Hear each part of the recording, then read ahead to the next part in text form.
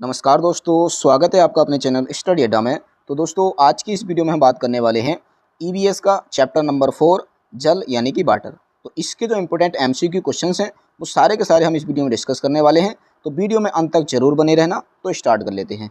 तो देखो, इसके अंदर हमारा सबसे पहला क्वेश्चन आ जाता है कि शरीर में जल प्राप्ति के साधन हैं, कि जो हमारा शरीर होता है उसको जल कहाँ कहाँ से प्राप्त होता है, ये हमने बताना है। तो इसका पहला ऑप्शन है पेयजल के रूप में। तो ये बिल्कुल सही है कि हमारे शरीर को जो जल प्राप्त होता है वो पेयजल के रूप में होता है। भोज्य पदार्थों में उपस्थित, तो भोज्य पदार्थों से भी हमारे शरीर को जल प्राप्त होता है। भोज्य पदार्थों के ऑक्सीकरण द्वारा, तो जब जो भी हम खाना खाते हैं जब उसका ऑक्सीकरण होता है तो ऑक्सीकरण की प्रक्रिया के दौरान भी हमारे शरीर को जल प्राप्त होता है। इसका मतलब यहाँ से भी हमारे शरीर को जल प्राप्त होता है। तो हम नॉर्मली ये कह सकते हैं कि उपरोक्त तो सभी क्या हो जाएगा, इसका बिल्कुल राइट आंसर हो जाएगा। ठीक है। अब अगला हमारा क्वेश्चन आ जाता है कि जल की आवश्यकता निर्भर करती है, कि हमारे लिए एक दिन में कितने जल की आवश्यकता होती है, ये किसके ऊपर निर्भर करता है। पहला, रहन सहन पर, तो ये बिल्कुल सही है कि हमारा किस तरह का रहना सहना है उसके ऊपर भी जल की मात्रा निर्भर करेगी। दूसरा है कि भोजन तथा स्वास्थ्य पर, ये भी बिल्कुल सही है कि हम किस तरह का भोजन कर रहे हैं और कैसा हमारा स्वास्थ्य है। ठीक है, तो इसके ऊपर भी जल की मात्रा निर्भर करेगी। अगला है व्यवसाय तथा जलवायु पर, ये भी बिल्कुल सही है कि भाई हमारा व्यवसाय किस तरह का है, क्या जल से संबंधित है या नहीं है, वहाँ की जो जलवायु है वो कैसी है, शुष्क है या नमीदार है। भाई अगर शुष्क जलवायु होगी तो वहाँ पर जल की अधिक मात्रा की आवश्यकता पड़ेगी, और यदि जलवायु में नमी अधिक होगी तो वहाँ पर हमें अधिक जल की मात्रा की ज़रूरत नहीं पड़ेगी। यानी कि इन सभी के ऊपर क्या होता है, हमारे जल की मात्रा निर्भर करती है। इसका मतलब ऑप्शन नंबर जो डी हो जाएगा ये इसका बिल्कुल राइट आंसर हो जाएगा। अब अगला क्वेश्चन आ जाता है कि भारतीय समुद्र तटीय जल के प्रदूषण का प्रमुख कारण है, कि भारतीय जो समुद्र तटीय जल है उसका प्रदूषण का मुख्य कारण क्या है, ये हमने बताना है। तो यहाँ पर हमने प्रमुख कारण बताना है, तो प्रमुख कारण एक ही होता है, वो कौन सा है, तेल का फैल जाना है। तो देखिए, भारतीय समुद्र तटीय क्षेत्र के अंदर तेल नहीं पाया जाता है, तो यहाँ पर तेल फैलेगा कैसे, यानी कि ये तो हो जाएगा गलत। दूसरा, नगर पालिका द्वारा कूड़ा विसर्जन, तो आप सभी को पता है कि नदियों के अंदर जो कूड़े का विसर्जन है ये कम्प्लीटली वैन है, तो ये भी यहाँ पर कोई प्रदूषण का कारण है नहीं। दूसरा, औद्योगिक बहिर्स्राव, तो ये बिल्कुल सही हो जाएगा कि बहुत सारी जो औद्योगिक इंडस्ट्रीज़ होती हैं, फैक्ट्रियाँ होती हैं, इनका जो गंदा जल होता है, इनका जो बहिर्स्राव होता है, इसको नदियों में या समुद्र तटीय क्षेत्रों में छोड़ दिया जाता है, जिसकी वजह से क्या होता है, वहाँ पर प्रदूषण होता है। इसीलिए जो ऑप्शन नंबर सी है वो क्या हो जाएगा, इसका बिल्कुल राइट आंसर हो जाएगा। अब अगला हमारा क्वेश्चन है कि क्वथन यानी कि उबालना और बाष्पीकरण में क्या अंतर है। तो यहाँ पर हमने क्वथन और बाष्पीकरण में अंतर यहाँ पर बताना है। तो क्वथन और बाष्पीकरण में क्या अंतर होता है। पहला, क्वथन में द्रव से वाष्प में परिवर्तन देखा जाता है। तो देखिए, क्वथन में द्रव से वाष्प में, देखिए द्रव से वाष्प बनना तो बाष्पीकरण होता है, यानी कि ये तो हो जाएगा गलत। अगला, कि क्वथन में जल की अवस्था बदल जाती है जबकि बाष्पीकरण में नहीं। क्या बोला ये, बाष्पीकरण में जल की अवस्था नहीं बदलती है जबकि क्वथन में बदल जाती है। तो भाई आप सभी को पता है कि बाष्पीकरण में क्या होता है, जल द्रव अवस्था से गैस अवस्था में परिवर्तित हो जाता है, और यहाँ बोला है कि अवस्था परिवर्तित नहीं होती है, इसीलिए ये भी हो जाएगा गलत। अगला, बाष्पीकरण किसी भी तापमान पर हो सकता है जबकि क्वथन नहीं। तो ये क्या हो जाएगा, बिल्कुल सही हो जाएगा कि जो बाष्पीकरण होता है वो किसी भी तापमान पर हो सकता है। ठीक हो गया ना। जबकि जो क्वथन होता है तो इसके लिए एक फिक्स टेम्परेचर की ज़रूरत होती है। ठीक है, तो इसका मतलब ये जो सी वाला हो जाएगा ये बिल्कुल सही हो जाएगा। ठीक है। अब अगला क्वेश्चन है कि पानी को भाप में बदलने की प्रक्रिया कहलाती है, कि पानी को भाप में जो बदलने की प्रक्रिया होती है उसको हम क्या कहते हैं। तो भाई पानी क्या है, लिक्विड है, लिक्विड से किस में चेंज हो रहा है, गैस में। तो भाई लिक्विड टू गैस में चेंज करने की जो प्रक्रिया होती है उसको हम बाष्पीकरण कहते हैं, यानी कि ऑप्शन नंबर ए क्या हो जाएगा, इसका बिल्कुल राइट आंसर हो जाएगा। अब अगला क्वेश्चन है कि वर्षा के जल को जमा कर उसे बाद में प्रयोग किया जाना कहलाता है, कि वर्षा के जल को हमने क्या किया, एक जगह इकट्ठा कर लिया है और फिर बाद में उसका प्रयोग कर रहे हैं, तो इस प्रक्रिया को हम क्या कहेंगे। तो पहला ऑप्शन है हरित क्रांति। तो देखिए, इसको हम हरित क्रांति नहीं बोलते हैं। हरित क्रांति का मतलब होता है जो फसलें होती हैं उनकी अधिक पैदावार लेना। सफ़ेद क्रांति, सफ़ेद क्रांति भी यहाँ से इससे संबंधित नहीं है। रेन वाटर हार्वेस्टिंग, तो रेन वाटर हार्वेस्टिंग ही क्या हो जाएगा, इसका बिल्कुल राइट आंसर हो जाएगा। अगला क्वेश्चन है ज़्यादा वर्षा से होता है, तो ज़्यादा वर्षा से क्या होता है। तो भाई क्या बाढ़ आती है, ये बाढ़ आती है, बिल्कुल सही है। सूखा, सूखा तो नहीं पड़ता है, भूकंप भी नहीं आता, बादल भी नहीं फटते हैं। इसका मतलब ऑप्शन नंबर जो ए हो जाएगा वही क्या हो जाएगा, इसका बिल्कुल राइट आंसर हो जाएगा। अब अगला क्वेश्चन आ जाता है कि निर्जलीकरण की अवस्था कहलाती है। तो निर्जलीकरण की जो अवस्था होती है वो हम किसको कहते हैं? तो देखिए, निर्जलीकरण का मतलब होता है निर्जलीकरण, यानी कि जो जल होता है वो कम हो जाता है, यानी कि जल की कमी हो जाती है। तो जल की कमी को ही हम निर्जलीकरण कहते हैं। ठीक हो गया। अगला है जल की मात्रा कम होती है। तो जल की मात्रा किस में कम होती है ये हमने यहाँ पर बताना है। तो जल की मात्रा दांतों में कम होती है। तो हाँ भी, दांतों में तो जल बहुत कम होता है। कोशिकाओं में नहीं, कोशिकाओं में तो होता है काफ़ी अधिक मात्रा में। यकृत के ऊतकों में यहाँ पर भी अधिक मात्रा में होता है। मस्तिष्क के ऊतकों में यहाँ पर भी अधिक मात्रा में होता है। यानी कि दांतों में जो जल की मात्रा होती है वो सबसे कम होती है। इसीलिए जो ऑप्शन नंबर ए है वो इसका बिल्कुल राइट आंसर हो जाएगा। अब अगला हमारा क्वेश्चन आ जाता है कि नींबू साधारण पानी में डूब जाता है लेकिन नमकीन पानी में तैरता रहता है, क्योंकि? तो जो नींबू होता है, अगर आप उसको किसी भी साधारण पानी में डालते हैं तो वो डूब जाएगा, और जब आप पानी को क्या करेंगे, अधिक नमकीन कर लेंगे, नींबू उस पानी में डूबेगा नहीं, वो तैरता रहेगा। ऐसा क्यों होता है? तो क्या नींबू का घनत्व नमकीन पानी से कम हो जाता है? नहीं, ये गलत है। उल्टा लिख रखा है यहाँ पर कि नमकीन पानी का घनत्व साधारण पानी के घनत्व से अधिक होता है, इसीलिए जो नींबू होता है वो ऊपर तैरता रहता है। ठीक है, तो ऑप्शन नंबर बी क्या हो जाएगा? इसका बिल्कुल राइट आंसर हो जाएगा। दूसरा है जल के कार्य होते हैं।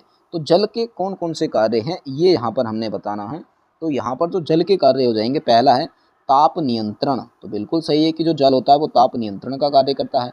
अगला स्नेहक, स्नेहक यानी कि लुब्रिकेंट भी बोलते हैं। तो जो जल होता है वो लुब्रिकेंट का भी कार्य करता है। आपने देखा होगा, आप कहीं स्विमिंग पूल में, वाटर पूल में जाते हैं तो वहाँ पर जो स्नेहक का कार्य करता है वो जल ही करता है। पोषक तत्वों का हस्तांतरण, तो जल के माध्यम से ही पोषक तत्वों का हस्तांतरण भी होता है, इसीलिए ये भी सही हो जाएगा। इसका मतलब ऑप्शन नंबर जो डी है, ये सभी, यही इसका बिल्कुल राइट आंसर हो जाएगा। अब अगला क्वेश्चन है शुद्ध जल होता है। तो जो शुद्ध जल होता है उसकी प्रकृति कैसी होती है, यहाँ पर ये हमने बताना है। तो क्या थोड़ा अम्लीय होता है? नहीं होता है। थोड़ा क्षारीय होता है? नहीं होता है। ऑक्सीजन रहित होता है। भाई, अगर जल के अंदर ऑक्सीजन ही नहीं होगी तो जल को पीने का क्या फ़ायदा होगा। पूर्णतः उदासीन, ये बिल्कुल सही हो जाएगा, क्योंकि आप सभी को ज्ञात है कि जो शुद्ध जल होता है उसका जो पीएच मान होता है वो 7 होता है। ठीक है, और जो 7 होता है इसका मतलब वो बिल्कुल उदासीन होता है, ना तो अम्लीय होगा और ना ही क्षारीय होगा। ठीक है, अब अगला हमारा क्वेश्चन आ जाता है कि जल संरक्षण संभव है। तो जल संरक्षण कैसे संभव है ये हमने यहाँ पर बताना है। तो मृदा अपरदन पर नियंत्रण से, ये बिल्कुल सही है कि अगर हम मृदा अपरदन पर नियंत्रण कर लेते हैं तो जल संरक्षण भी हो जाएगा। वृक्षारोपण एवं पुनः वनीकरण से, तो ये भी बिल्कुल सही है भाई कि हम अधिक से अधिक वृक्ष लगाएंगे, पुनः वनों को लगाएंगे, तो उससे भी क्या है, जल का संरक्षण हो जाएगा। पानी की व्यर्थता को रोकने से, कि अगर हम पानी को बर्बाद करने से रोक लेंगे तो भी हमारे जल का संरक्षण संभव है। इसका मतलब उपरोक्त तो सभी क्या हो जाएगा, इसका बिल्कुल राइट आंसर हो जाएगा। अगला क्वेश्चन है कि जल वाष्प की छोटी छोटी बूंदें होकर बादल का रूप धारण कर लेती हैं। तो जो जल वाष्प की छोटी छोटी बूंदें होती हैं ये डैश डैश क्या होकर बादल का रूप धारण कर लेती हैं, यहाँ पर ये हमने बताना है। तो जो जल वाष्प की छोटी छोटी बूंदें होती हैं, अगर ये द्रवित हो जाती हैं तो ये द्रवित होकर क्या करती हैं, बादल का रूप धारण कर लेती हैं। इसका मतलब ऑप्शन नंबर बी जो है ये इसका बिल्कुल राइट आंसर हो जाएगा। अगला है कि जल का मुख्य स्रोत है। तो जल का जो मुख्य स्रोत है वो क्या होता है? झील, झील नहीं होता, सागर भी नहीं होता, महासागर भी नहीं होता। तो जो जल का मुख्य स्रोत होता है वो वर्षा होती है। इसका मतलब ऑप्शन नंबर डी इसका राइट आंसर हो जाएगा। अब अगला क्वेश्चन है कि विश्व भर में जल दिवस कब मनाया जाता है। तो जो जल दिवस है वो कब मनाया जाता है ये हमने यहाँ पर बताना है। तो जल दिवस हम 22 मार्च को बनाते हैं। ठीक है, तो 22 मार्च को जल दिवस मनाया जाता है। इसका मतलब ऑप्शन नंबर 20 का बिल्कुल राइट आंसर हो जाएगा। अब अगला हमारा क्वेश्चन आ जाता है कि हमें जल की एक एक बूंद बचानी चाहिए, क्योंकि यह, कि हमें जल की एक एक बूंद क्यों बचानी चाहिए। तो जीवन के लिए अति आवश्यक है, बिल्कुल सही है कि भाई जीवन के लिए जो जल की एक एक बूंद है वो बहुत अति आवश्यक है, इसीलिए हमें जल की एक एक बूंद को बचाना चाहिए। अगला सस्ता है, सस्ता नहीं है भाई, महंगा है, महंगे सस्ते की तो बात ही नहीं है यहाँ पर। जीवन के लिए आवश्यक नहीं है भाई, क्यों नहीं है, जल के बिना तो जीवन ही नहीं है, कहते भी हैं कि जल ही जीवन है। अब अगला क्वेश्चन है कि झील पर बर्फ जमने के बाद मछलियाँ जीवित रह लेती हैं, क्योंकि? आपने देखा होगा बहुत सारी मूवियों में कि जो झील होती है उसके ऊपर बर्फ जमने के बाद भी नीचे मछलियाँ जीवित रहती हैं, क्यों? तो जल का घनत्व कम होता है? नहीं होता है। झील झील के जल का घनत्व अधिक होता है? ये भी नहीं होता। बर्फ का घनत्व अधिक होता है? तो ये बिल्कुल सही हो जाएगा कि जो बर्फ का घनत्व होता है वो जल की तुलना में अधिक होता है, इसीलिए नीचे जो मछलियाँ होती हैं वो जीवित रहती हैं। अब अगला है कि महासागर एवं लैंड यानी कि ज़मीन के बीच जल का सर्कुलेशन कहलाता है। तो महासागर और ज़मीन के बीच में जो जल का सर्कुलेशन होता है उसको हम जल चक्र कहते हैं, यानी कि ऑप्शन नंबर ए इसका बिल्कुल राइट आंसर हो जाएगा। अब अगला हमारा क्वेश्चन आ जाता है, जब बर्फीला पानी किसी गिलास में डाला जाता है तो गिलास के बाहरी सतह पर जलकण दिखाई पड़ते हैं। इसका कारण है कि आपने देखा होगा कि जब आप किसी भी गिलास के अंदर बर्फ़ डालते हैं तो आप देखते हैं कि गिलास के बाहर क्या होता है, पानी के कुछ छोटे छोटे कण दिखाई देते हैं। तो वो क्यों दिखाई देते हैं उसका कारण हमने यहाँ पर बताना है। तो देखिए, वो जो आपको जल कण दिखाई देते हैं वो आपको द्रवीकरण के कारण दिखाई देते हैं, उसको हम द्रवीकरण बोलते हैं। इसका मतलब ऑप्शन नंबर ए क्या हो जाएगा, इसका राइट आंसर हो जाएगा। अगला आ जाता है कि नदी के पानी को छानने के बाद पीने योग्य बनाने के लिए इसमें कौन सा रसायन मिलाना उचित रहेगा। कि आपने को क्या करना है भाई, नदी का पानी पीना है, आपने उसको छान लिया, छानने के बाद इनमें से आपको कौन सा रसायन मिलाएंगे कि पानी पीने के योग्य हो जाएगा। तो इनमें से अगर आप उस जल के अंदर क्लोरीन को मिला देंगे तो वो पानी क्या हो जाएगा, पीने के योग्य हो जाएगा। इसका मतलब ऑप्शन नंबर सी क्या हो जाएगा, इसका बिल्कुल राइट आंसर हो जाएगा। अब अगला हमारा क्वेश्चन आ जाता है कि जिस जल में साबुन या डिटर्जेंट आसानी से झाग उत्पन्न करता है कहलाता है। तो उस जल का हमने नाम बताना है जिसके अंदर साबुन और डिटर्जेंट जो होते हैं आसानी से झाग उत्पन्न करते हैं, वो होता है मृदु जल। अगर आप कठोर जल ले लेते हैं तो कठोर जल में क्या होता है, जो झाग होते हैं वो उत्पन्न नहीं हो पाते हैं। ठीक हो गया। अगला है कि दूषित जल के पीने से उत्पन्न रोग है। यदि आप दूषित जल का सेवन कर लेते हैं तो आपको कौन कौन से रोग हो सकते हैं। टाइफाइड, बिल्कुल सही, दूषित जल पीने से टाइफाइड भी हो जाता है, पेचिस भी हो जाती है, कालरा भी बन जाता है। इसका मतलब उपयुक्त तो सभी, ये सभी क्या हो जाएगा, इसका बिल्कुल राइट आंसर हो जाएगा। अगला हमारा क्वेश्चन आ जाता है कि एक अवस्था से दूसरी अवस्था में पानी के बार बार बदलने तथा फिर से जल में परिवर्तित होने के प्रक्रम को कहते हैं। तो इसको हम बोलते हैं जल चक्र, यानी कि ऑप्शन नंबर बी इसका राइट हो जाएगा। अगला क्वेश्चन आ जाता है कि जल की एक छोटी बूंद का निर्माण कई अणुओं से मिलकर होता है। कि जो जल की एक छोटी बूंद होती है उसका निर्माण कई अणुओं से मिलकर होता है। इसमें अणु आपस में किस बल के द्वारा जुड़े रहते हैं। तो जो जल की एक छोटी सी बूंद होती है वो कई सारे अणुओं से मिलकर बनी होती है। तो वो जो अणु होते हैं वो किस बल के द्वारा आपस में जुड़े रहते हैं, ये हमने यहाँ पर बताना है।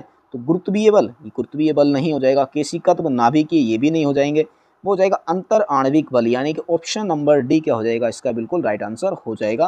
देखिए, अंतर आणविक बल वो होता है जो किसी भी तत्व के अणुओं के बीच में जो बल लगता है उसी को हम अंतर आणविक बल कह देते हैं, यानी कि अणुओं के बीच में लगने वाले बल को हम अंतर आणविक बल कहते हैं। तो दोस्तों, ये जो ईवीएस का चैप्टर नंबर 4 था, जल यानी कि वाटर, इसके जो इम्पोर्टेंट 25 क्वेश्चन थे वो हमने यहाँ पर देख लिए हैं। और आई होप इस चैप्टर के जितने भी इंपॉर्टेंट क्वेश्चन हैं वो सारे के सारे हमने यहाँ पर आपको बता दिए हैं। फिर भी अगर आपको इस चैप्टर से कोई भी प्रॉब्लम रहती है तो आप कमेंट बॉक्स में हमसे पूछ सकते हैं, आपको तुरंत उसका रिप्लाई दिया जाएगा।